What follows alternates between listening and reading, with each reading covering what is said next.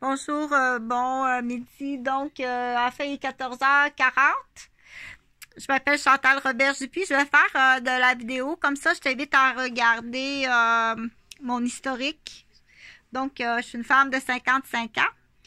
Je suis infirmière et je suis étudiante à la faculté de médecine à l'université. Ça fait 8 ans que mes deux enfants sont disparus, mais en fait, ça fait à peu près une quinzaine d'années. Donc, à toute personne qui sait quelque chose, je suis rattachée à plusieurs ambassades parce qu'au moment du désastre, je suis infirmière, mais à ce moment-là, j'avais un centre de service de la petite enfance à Rosemère. En fait, j'en ai eu trois. J'en ai eu un au 189 rue Maisonneuve, à Rosemère. J'en ai eu un au 2044e avenue à Bois-des-Filions. Puis j'en ai eu un au 337 rue Vaudreuil, coin Jeanne-Mance à Rosemère. Donc, j'ai eu trois maisons. Je suis propriétaire de trois maisons. Je suis infirmière et le fonds de pension d'une infirmière retraitée, attention, madame, gagne 166 000 de fonds de pension par année.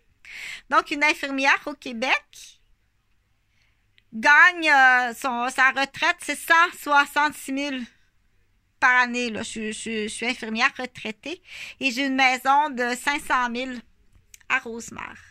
C'est beau comme ça se peut pas. Il y a un square.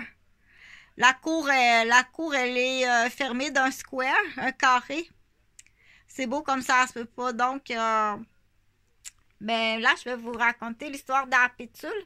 Je vais vous raconter l'histoire de parents négligents. Donc, oui, mes fils ont disparu, ça fait au-dessus de 8 ans, mais peut-être 15 ans.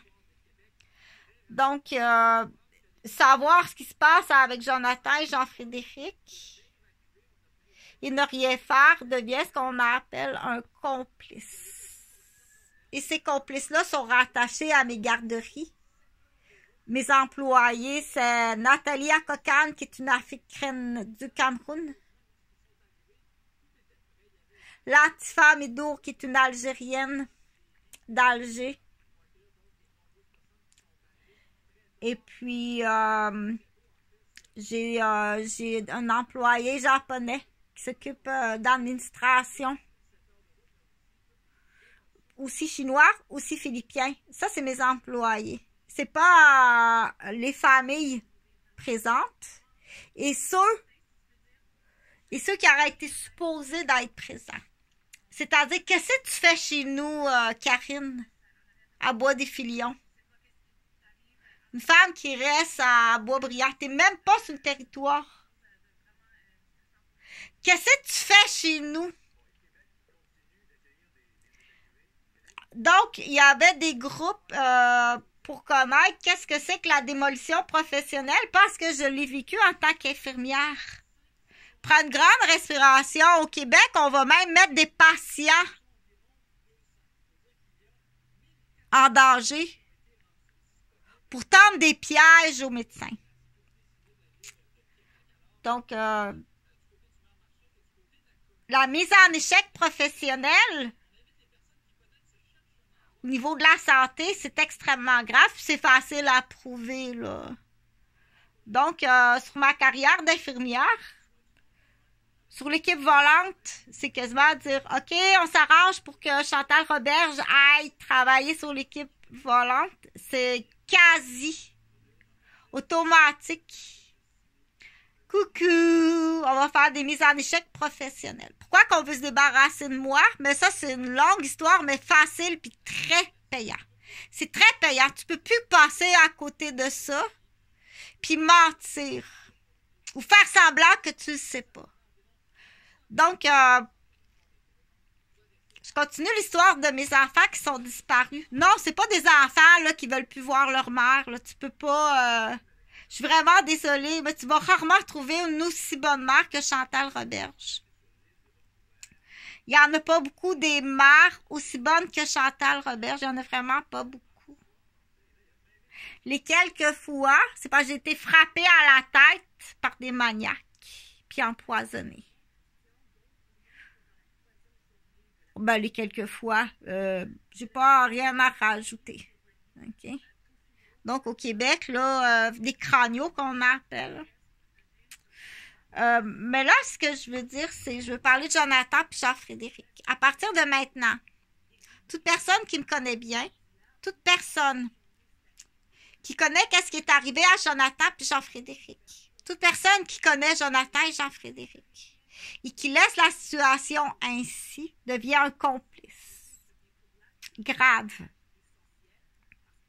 d'actes criminels extrêmement graves qui arrivent de toute la famille des Gauvin et de toute la famille des Roberge et de plusieurs complices, dont certaines personnes qui sont passées dans ma garderie ou dans ma vie avec le biais du faux amoureux.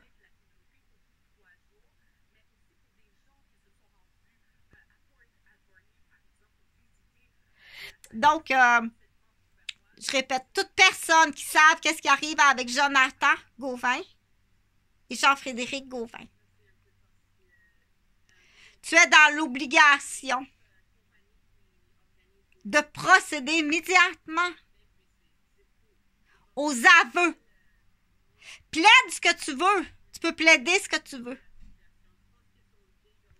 Mais je suis rattachée à des ambassades. C'est-à-dire qu'il y a des familles, là, vous avez démoli une infirmière, puis vous avez démoli une éducatrice en garderie. Puis toutes les familles qui sont en lien. Donc, rattaché à ça, je le répète. Rattaché sur le mur à ça, là. Il y a des condamnations qui sont vissées au mur à des ambassades. Des familles qui étaient dans ma garderie. Des familles qui attendaient que leur enfant soit gardé dans ma garderie.